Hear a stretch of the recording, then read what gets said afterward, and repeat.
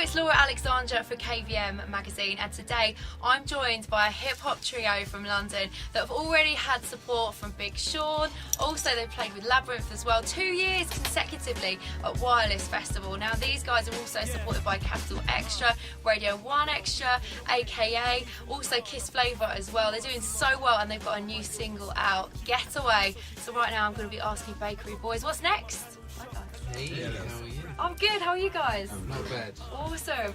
Now, first of all, obviously we're going to ask you what's next very soon indeed, but let's try and introduce yourselves first of all. So, Mr. Ace Boggy, aka nice. Shaq Baker. Great. I don't know why, I just wanted more from you there, because I was like, Ace has just started it off. I went big, medium, like, yeah. to just Drake. Yeah, I like it though, but listen guys, let's talk about your name first of all as well, where Bakery Boys actually comes from.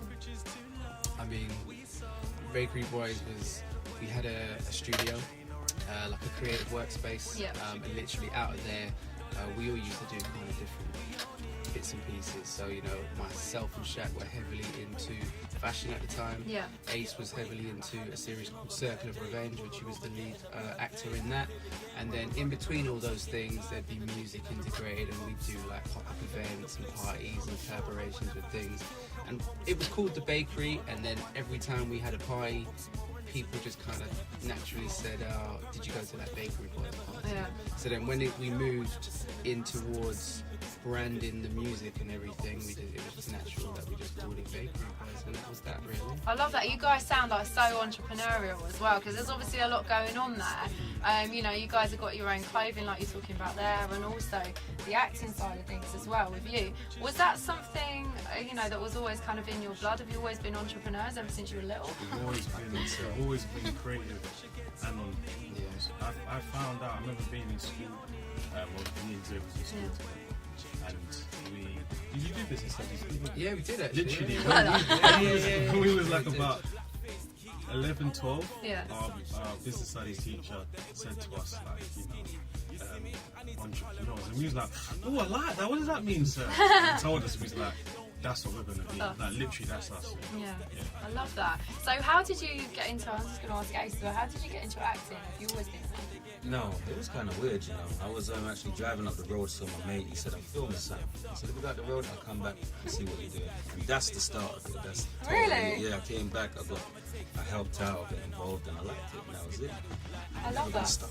Yeah, I love it. And wasn't it about, I mean, the whole sort of series and stuff, was it about like other rappers and stuff in there? And I just thought it'd be cool if we brought in a lot of people that was like well known, so, you know, rappers, producers, and people, you know, kept in corners. Everyone that's just doing well kind of thing. So were they in it as well? We brought everybody in. I love that. I was just chatting about Yes. them. I love it. Yeah, so this is what we're kind of trying to do. Yeah, So Ace is I being knew it'd quite be popular. Ace I is knew it'd being be quite popular. humble with it. It was the first thing that had been put out like that online, and then after that, things like Top Boy was spawned, Yeah, Top yeah. Boy bits and pieces. So me money. You know, so you know, it was like Ace said, it was something that started organically and naturally, but had a huge knock-on effect. I mean, Yeah. what's the total views on the whole Circle of Revenge?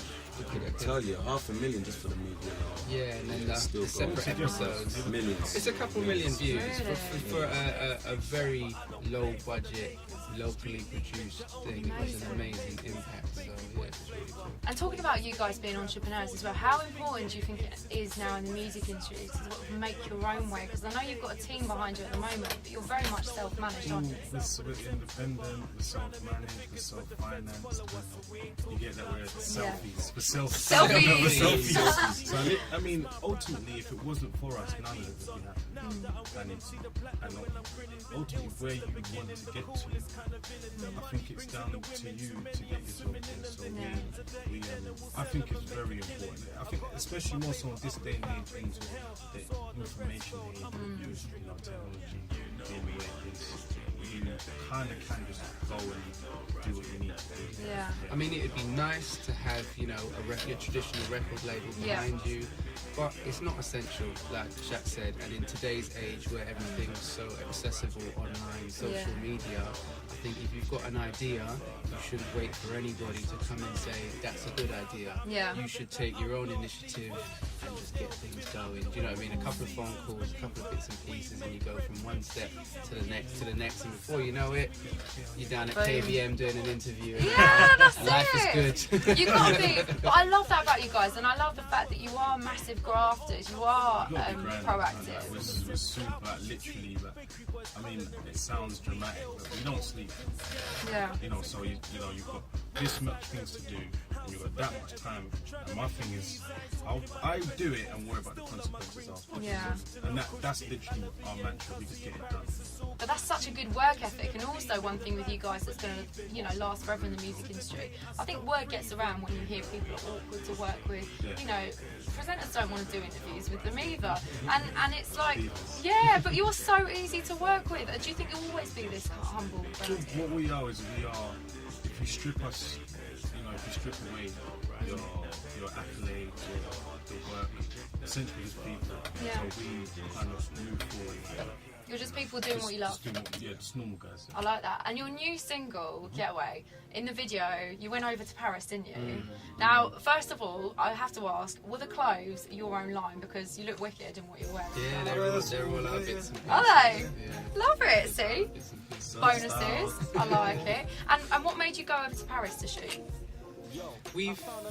Before when we were doing fashion, we were always bouncing back and forwards between there and Berlin. So we got like a few friends out there, and it's just a cool city to go and have a nice time. So then when Ace and Shaq were writing Getaway, that kind of came to mind throughout the lyrics and stuff. So it was kind of a no-brainer. It was like, right, we can't shoot this in London, let's go and do it in Paris. And it's only a stone's throw away, so we all just piled into a van and had a crazy 3 days of like not fun. It was just work. Crazy. Poor Shaq. Obviously we were on a budget, so there was no driver. Shaq was the driver, Andy was in it, and dropping everyone to do different scenes as well. So yeah, poor Shaq had it the hardest.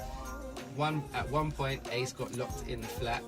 Because we didn't realise that we went out to do a quick recce, and we locked the door, obviously thinking the people in the house can get out. This house had bars over the windows. As we got back, Ace was there kind of a bit upset. We were like, what happened? He was like, you lot locked me in the house. Oh. Ace being Ace found a way out Yeah. and did what he was Through doing. the bars. Through the bars, yeah. Why were there bars? Was it a really dodgy area or what? Well, Ace can tell you about the location. Talk about that another day. Another time. It's Got another into a interview. few altercations with a few madams. It was basically in the back road red light district of Paris, and because we had so many cameras with us and bits of equipment, the ladies there, the ladies of the night, were a bit worried. At Oh, of first we were course. doing an expose, and then obviously they heard Ace and they were like, okay, maybe they're not from Channel 4, they're doing something else, but they still didn't really like it, and it was just... But then we were, end of the day, on the third day when we were left, we were all friends, and Yeah. Shaq even got one of them to sing. I was on gonna. camera. I thought you were gonna say something else then. Oh no, we kept it down.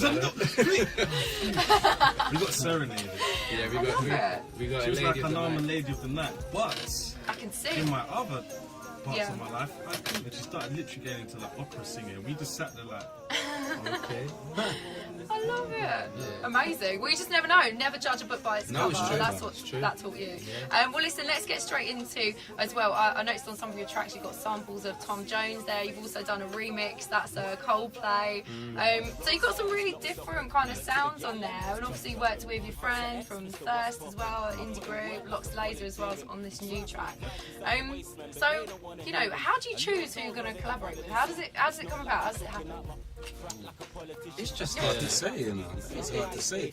Lox Laser's family is our brother, so Yeah. he just hears everything we do. So sometimes he just stops us, hey, turn want the you mic to on. go. Yeah. And because he doesn't actually write on paper, if something comes into his head, he just kind of gets it out like that. Yeah. So I think kind of like the way we work, it's just literally all very organic. You Yeah. know? Like, sometimes it'd be cool to do work and features with other people, but at the end of the day, we kind of want to get stuff done. And Yeah. like we're very like comfortable and confident with our sound and what we've got going on. So literally all we're doing is concentrating on that for now. I mean, you know, we're creative, so we'd always like to collaborate with other people, but for now it's just a bakery vibe, to be honest. I like that. And also with your artwork as well, because you guys do your own artwork, you do your own songwriting, production as well, which sounds, viewers, if you are watching this and thinking, what's she on about? Because everyone does that. But if you think about it, and if you actually look deep into it, I'm not going to drop any names, but there's quite a few massive tunes, quite a few massive producers that actually, when you check out the tracks, there's like 70 people working on the albums. Like when Best Album went to Beck last year, I was like, thank you, because he played every single instrument himself. I mean, to be honest, unfortunately, well, not unfortunately, it's an assumption, because obviously when you look at the music industry, you look at a band or a guy and you assume it's their song. And 9 times out of 10 they didn't write any of it, the lyrics, the music, and then they got a guest guy to come and produce it. So it is literally, it is a lot that we do. I think it's like, it's important for us because it's kind of coming from that artistic point of view. So it's like, as well as it just being a song, you know, there's kind of a concept behind it. So all we're doing is just making sure, like, from the writing to the production on the beat to whatever, that everything just, that concept doesn't get lost. And sometimes when you're like working with other people, it's very hard for them to understand fully the emotions that have gone into what you've just produced. But because we're all so interlinked with each other, I could be thinking something, and I know that Ace and Shaq are on the same wavelength, and it just works for us. So I think we're gonna at some point get a few interns to join the gang, because it's getting a bit ridiculous. But for now, we're just overseeing it all ourselves. And do you guys ever, because you talked about you working together, how you work together so well, is there ever any problems, you know, do you guys fall out? Is it about silly things if you do fall out, or are you just all on the same page all the time? I mean, in the car up here we were kind of arguing over who's going to have what colour Lambo, but that was silly stuff like I like it. We'll just share, we'll swap. Yeah, it's fine. I mean, literally it all comes up. I think it makes it easier because we're almost exactly the same. So there's never a time when one of us said something and be like, what? So we're generally always on the same page. And in terms of what's nice is when someone might say something because they've got like a vision, or they've got an idea, and you might not get it, but then they break it down, and that just comes down to communication. Definitely. And another thing that interests me actually is the fact that you guys are businessmen. We've hit on this already. Now, there's so many people out there you can name, like Jay-Z, own record label, own clothing line, Kanye West. As much as I don't like the man, like I was saying to someone else I interviewed the other day. But also, an interesting one, I work with Fun Loving Criminals, and for example, they've got a restaurant chain. And Huey's also got his own disposal firm, which actually sounds like he'd have that, you know. He looks like a bit of a gangster. He's incredible. And I loved his business ethic. In fact, I worked with him first when I was 18. I did a little bit of touring with those guys, and I really, you know, I picked up a lot from him. And one thing he thought was very important is having a sort of backup plan, having businesses. Is that what you guys think are important as well? We actually do have businesses. We, you know, we're again, it is important because this is, as much as we take it very seriously, it's creative stuff. And it's nice to have something that's solid happening in the background. So, you know, we all have other businesses that we're involved with, that we maintain. Because it is important. Because also, it's like, I'm sort of thinking, it's like a relationship. Like, if any good relationship is going to work, you know, you always need your independence as well. And it's like, you guys glue well together, you work well together, but obviously you've got your other single projects. You've got other interests, you've got other things. And as creative people, I think we naturally flutter around. Oh, I might try that. I might do a bit of that. And that's quite natural because you're sort of getting the creative juices going. So it's natural to try other little things and, you know, take up a spot of something. Spot something. Yeah, spot something. I'm going to go into it. I say that's the one downside of being a creative, is that your brain does go everywhere. And you know, sometimes you need to be like, I'm doing this and I'm going to finish that until it's done. You know what I mean? Whereas, it's tough though. It is tough. It's tricky. You kind of want, sometimes as a creative, you want to do everything. But you know, like, it's just You can't. you 2.5 can't. hours in Yeah. a day. You can if you do them at the right way, but obviously when you're up and coming and stuff, you just need to focus on the main thing first, and then the arms and the legs can come out afterwards. You know, maybe we just need to get smack in there first. Well, listen, it sounds like you've got such a great work ethic anyway. It sounds like you're definitely going places as well, especially if have you got wireless again for next year, do you know? It's on the cards. Oh, I like yeah, it. Yeah, I had a little meeting a few days ago. Did you? You tell them that they need another presenter as well for wireless, if they need anyone on there. I'll be sure to slide. I love it. Just like casually slide in, love it. Well, your new single, obviously Getaway, is out as well. What's that about? What's kind of the inspiration behind that? How did you get to writing that? I heard it's just a cool ass beat. A cool ass beat, and the song was just made. I just heard the beat and said, hold on. Literally, we was at Right. the dining table in my mum's house, and I played it to him and Locks. Both was like, have you got any ideas for it?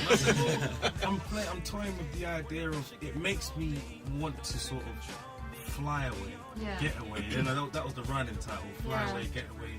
And I just kind of hummed the melody, and they were like, oh, cool. They just started writing. And yeah, we just kind of took it from there. Awesome. And that's how it came about, obviously, Getaway, the new single, which is still very exciting. That's going to be tagged on, hopefully, to the back of this interview as well, which is cool. But just in case, where can everyone find out more about you guys as well, social media? Everywhere. Here we go. You go for it too. The website is bakeryboys.co.uk, and then pretty much it's just bakery_boys on Twitter and Instagram. We've got the Bakery Boys Vivo. You can catch all the videos on there. And yeah, like Ace said, we're just kind of about the place now. So. Perfect. And listen, what's going up for you sort of this up and coming year as well? You've got a mixtape out soon. Yeah, it's something we've been working on for a while. We've kind of been sitting on it for a while as well, actually. But that's going to release the end of this month, October.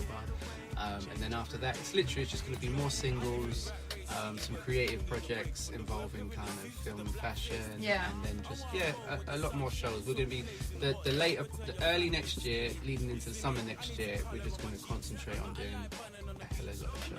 Cool. So you have to come down and I will do. catch up. I will do, definitely. But listen, guys, it's been great having you in. Thank you so much. Thank you. And we'll definitely make sure you guys are checking them out as well on social media. Make sure I will come through.